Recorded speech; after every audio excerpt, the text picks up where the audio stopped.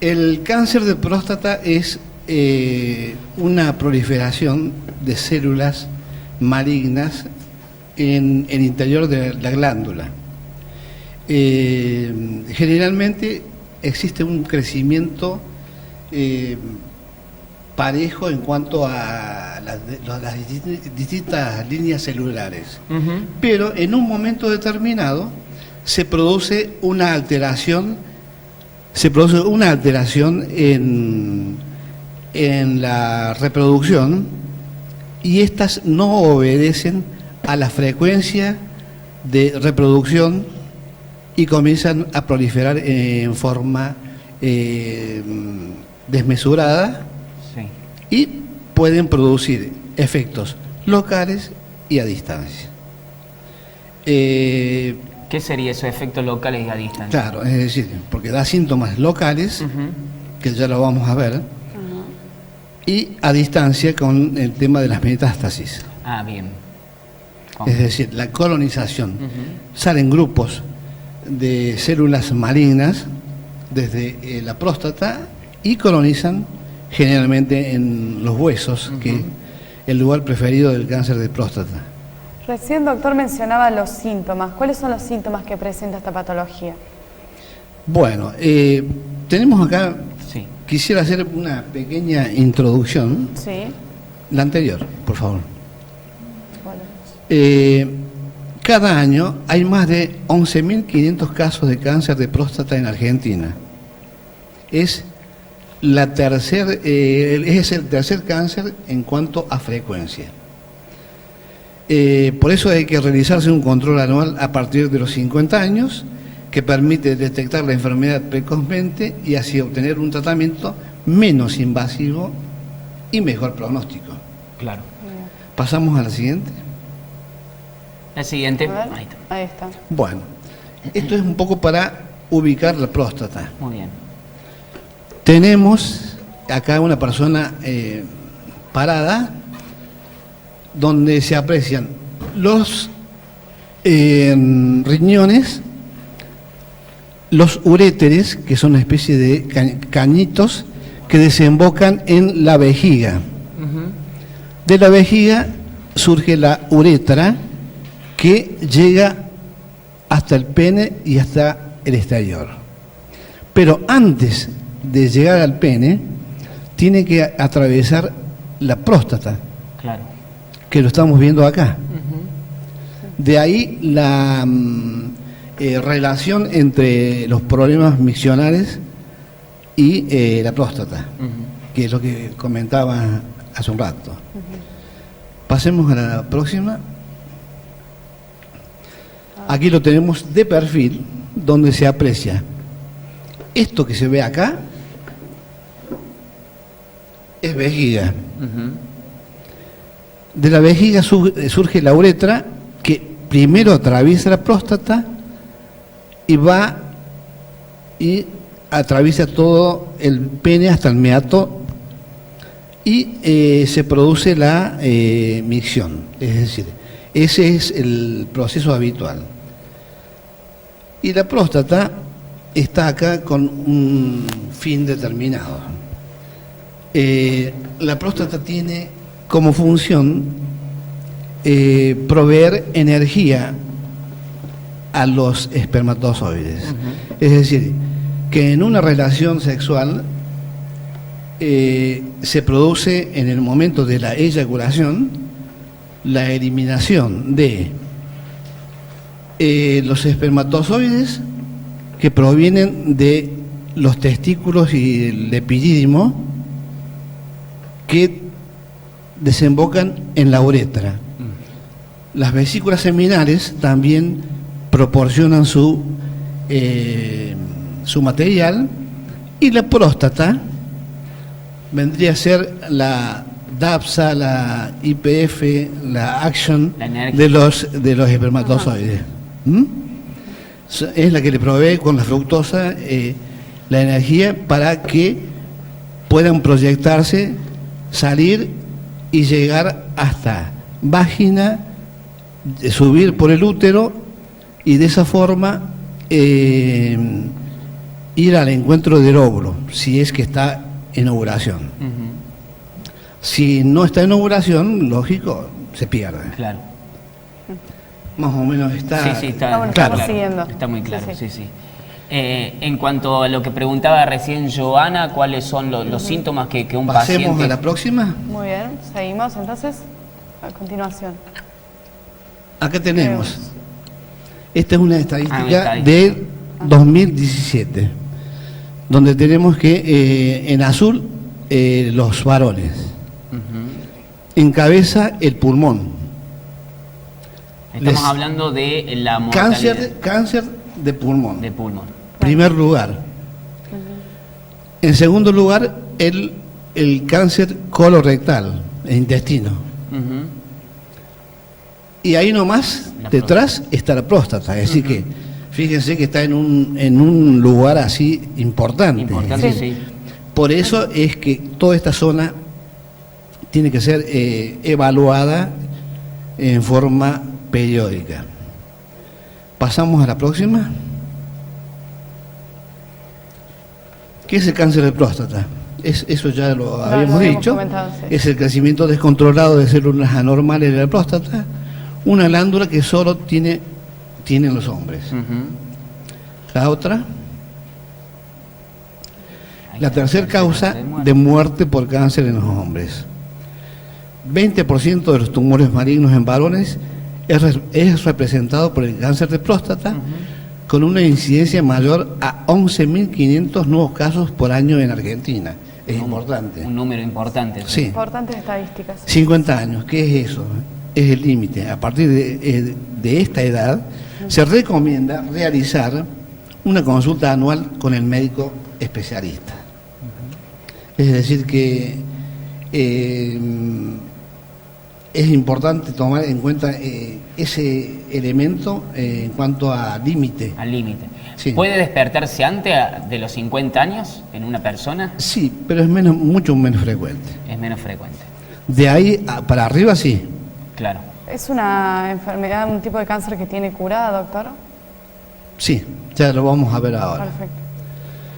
Vamos a la próxima. A ver, síntomas. Ahí está. Síntomas, eso que vos preguntabas. Así es.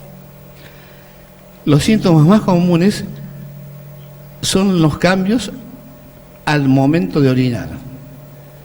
Esto puede ser bajo flujo o frecuencia, es decir, que la orina, en vez de tener un chorro de cierta intensidad, es apenas un chorrito pequeño, a veces goteo, y más frecuente. Más veces baja Más al frecuente. Claro. El dolor al orinar. ¿Por qué? Porque ustedes vieron la ubicación que tiene la próstata, que está debajo de la vejiga. Y entonces, cuando se produce el agrandamiento de la próstata, estrecha la cañería, como quien dice, el conducto, la uretra, y produce este tipo de molestias que son los dolores. Sangrado es cuando hay una lucha del detrusor, que es el músculo de la vejiga, que hace que provoque un sangrado de la superficie y se manifiesta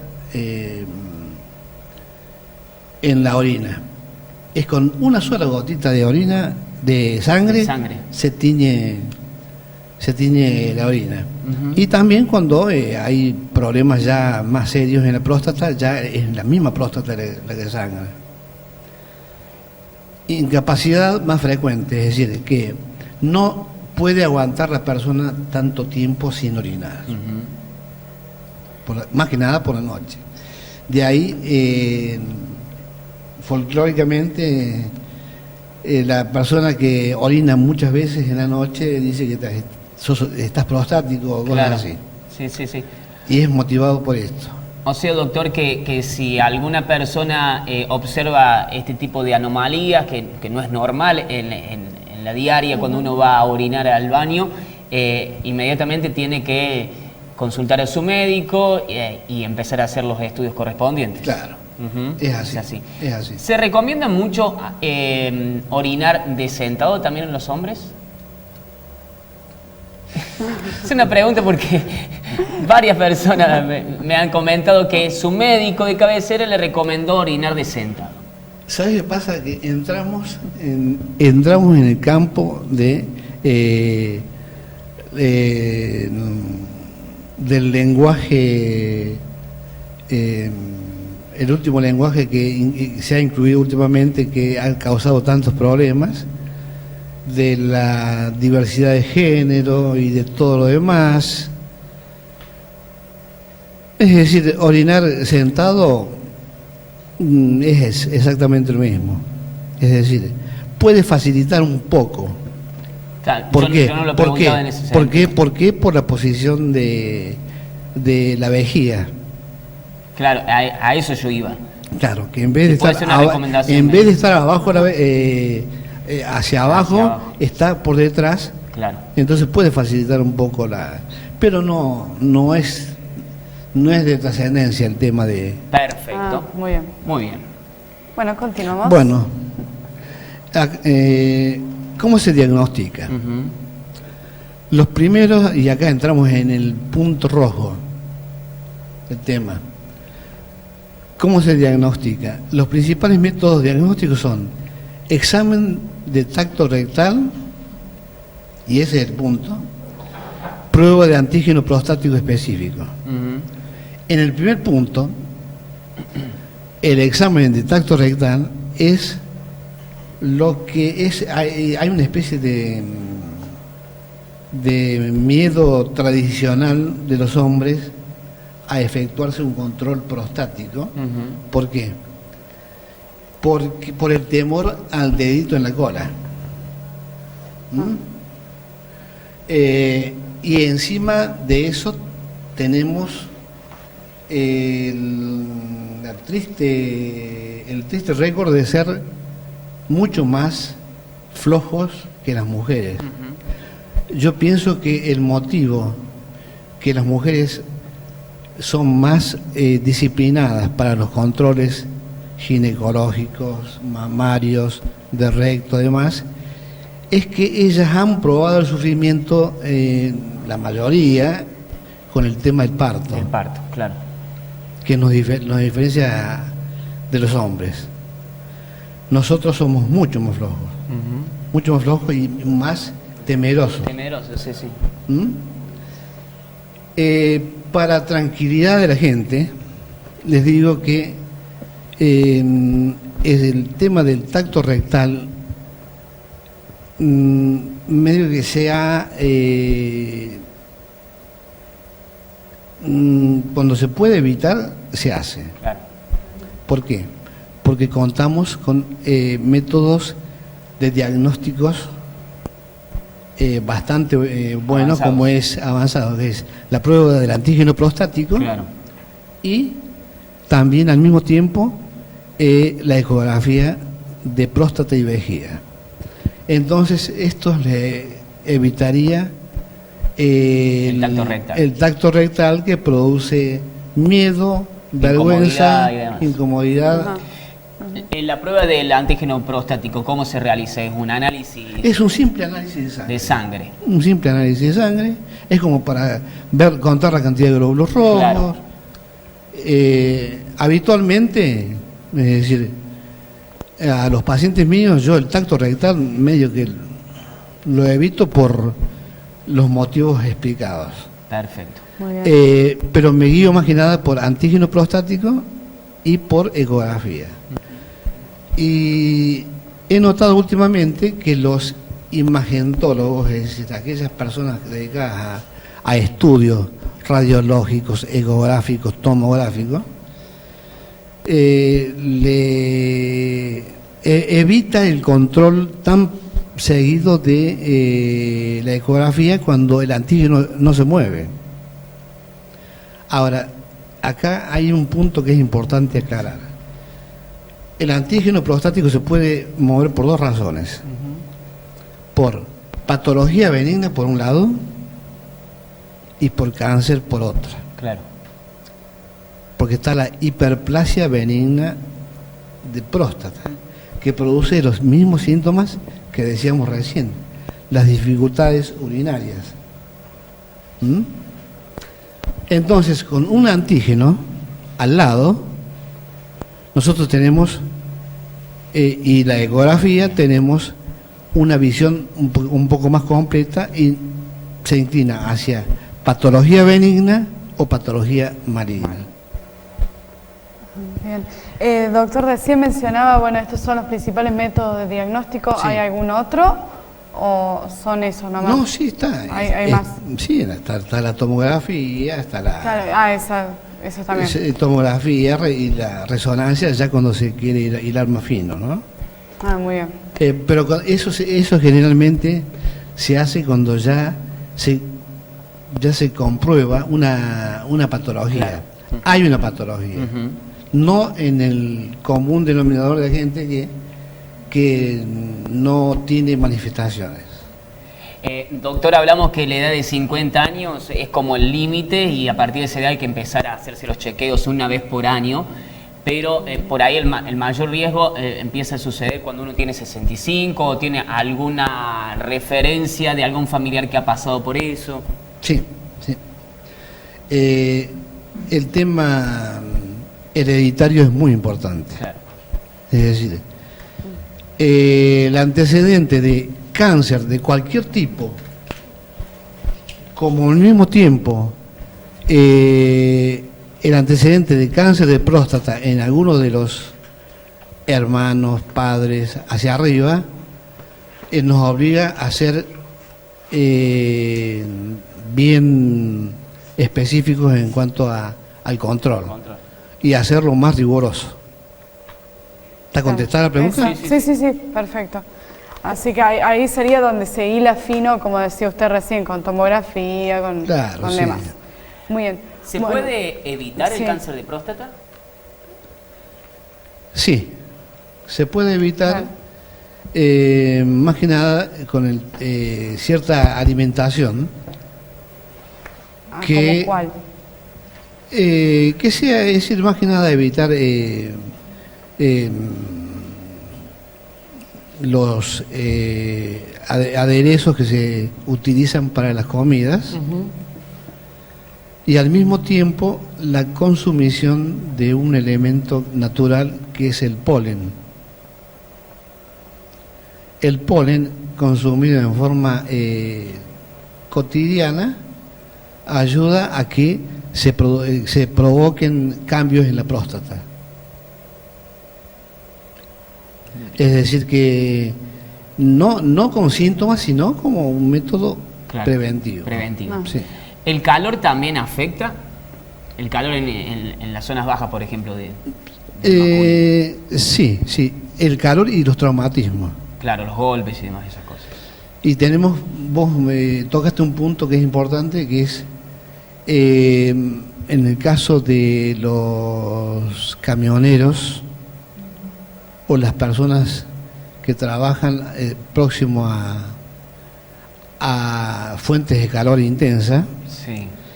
Como al mismo tiempo el tema de los traumatismos, y muchos de ustedes deben practicar ciclismo y habrán notado que en el asiento hay una especie de hueco. Sí. ¿Y para qué es ese hueco? Para que se ubique la próstata. Mira. Es decir, una forma de evitar los traumatismos prostáticos en el ciclismo, y más cuando son caminos. Claro. Y el ciclismo, mountain bike, que es más agresivo que el de ruta. Claro, que hay muchos saltos, hay cosas. Esos golpes. Exacto. Doctor, aquella persona que está mucho tiempo sentada, que su trabajo le demande mucho tiempo estar sentado en esa misma posición, ¿también tiene algún tipo de...? No tanta trascendencia. Nada. Tiene más problemas en la parte vascular de miembros inferiores. Bien. Está muy bien. Y más que nada en las mujeres que se interesan por el verano, por las varices. Claro. Doctor, están desarrollando junto al ALSEC la campaña de este 2021. Claro, sí. Desgraciadamente estamos en medio de una tormenta, lo cual hace que, desgraciadamente, todas nuestras campañas y nuestros controles que se hacen en forma semanal hayan quedado congelados. Claro. Lo cual varios profesionales lo han mencionado, sí. No solamente en tema de próstata, controles mamarios, controles de Papa Nicolau, es decir, el cuello de útero, los controles cardiológicos, los diabéticos también, que se controlan bien. Todo es producto de todo este... La pandemia. Pandemonium que se ha...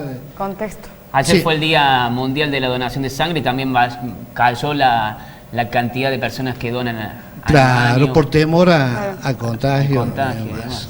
Sí. Creo que debe haber... Claro, eso sí. Quería saber si hay algo más que agregar, bueno, eso es lo que tengamos que tener recién, en cuenta. Sí. Muy bien. Y antecedentes familiares. Eso es muy importante. Acá, como recomendación, mantener hábitos de vida saludables ayudan a reducir hasta un 40% las probabilidades de contraer cualquier tipo de cáncer. La detección temprana, y esa palabra es importantísima, en todos los cánceres, salva vidas, acudir al médico una vez al año para realizar un chequeo. A ver si hay algún otro, no, es la última. Bueno. Bien, no hay más, nos dicen. Sí. Doctor, la campaña, los turnos y demás, aquí en Hernando, ¿qué antecedentes hay? ¿Hay un balance hecho de las últimas campañas realizadas? Y lo que pasa es que hace desde el año pasado que nosotros estamos medio como paralizados. Claro. Porque las chicas voluntarias y con muy buena predisposición que manejan el ALSEC son chicas mayores. Son chicas mayores en zona de riesgo y yo las entiendo perfectamente. Entonces, eso desde el año pasado hace que no se han desarrollado las campañas de chequeos, es decir, de la semana del cuello de útero, de la mamografía, la mamografía gratuita, que sabemos hacer con la colaboración de Avon. El tema también de el cáncer de colon, con la colaboración de los ecografistas de acá de Hernando y de los bioquímicos, que lo hacen en forma gratuita también.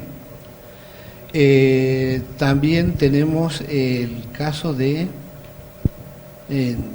próstata, también con la colaboración de los bioquímicos, y el cáncer de piel, que generalmente se hace en noviembre. Claro, de los lunares. Que hemos tenido una nota con Shirley Cabral el año pasado al respecto. Claro, que suele venir todos los años el profesor Ponsá, que está en la cátedra de dermatología en Córdoba, y con muy buena voluntad nos ayuda desde hace no sé cuántos años. Mucho tiempo, ¿no?